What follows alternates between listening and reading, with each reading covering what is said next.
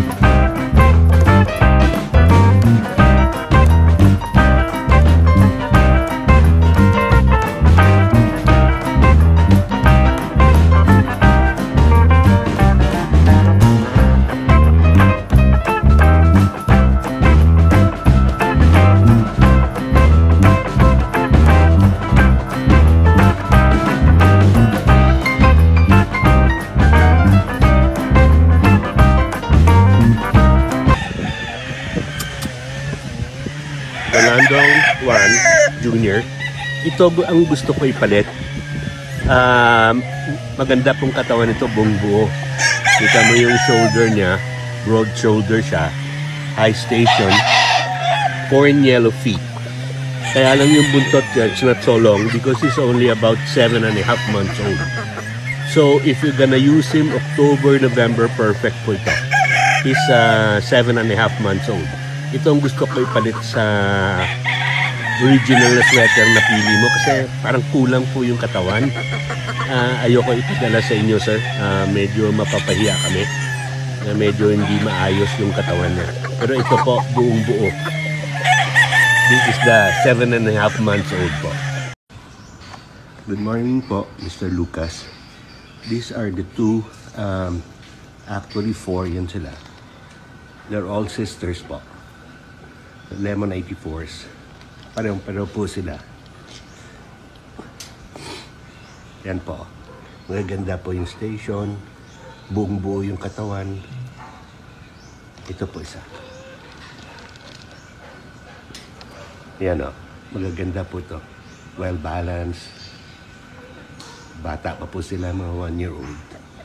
So, this is where I will choose the two Lemon 84s for you. These are pure lemons, Ducalci lemon, bullet. There. They're all sisters.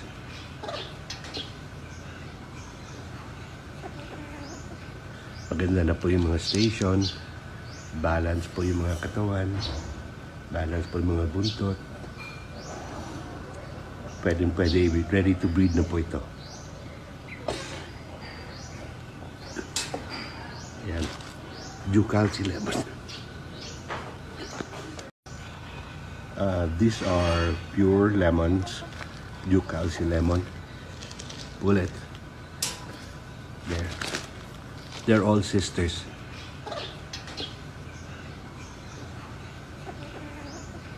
Maganda na po yung mga station, balance po yung mga katawan, balance po yung mga buntot. Pwede, ready to breed na po ito. Yan. Ducalci lemon. This is our white Kelso pen. This is the blue cock, blue beeside. And those are the pullets. White Kelso.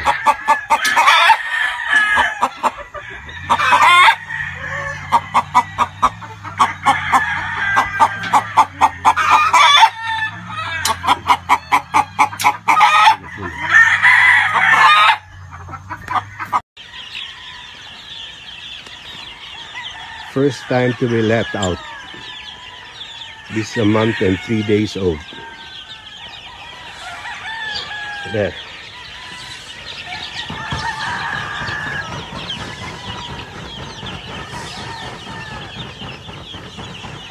First time. Hugas kamot to. Kaya nag-ano ka. Nandun sa masakit. Hugas lang man kinakamot.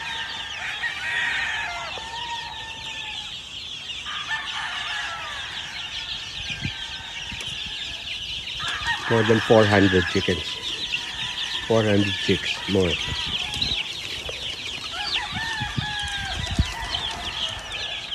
First thing they did was to eat grass.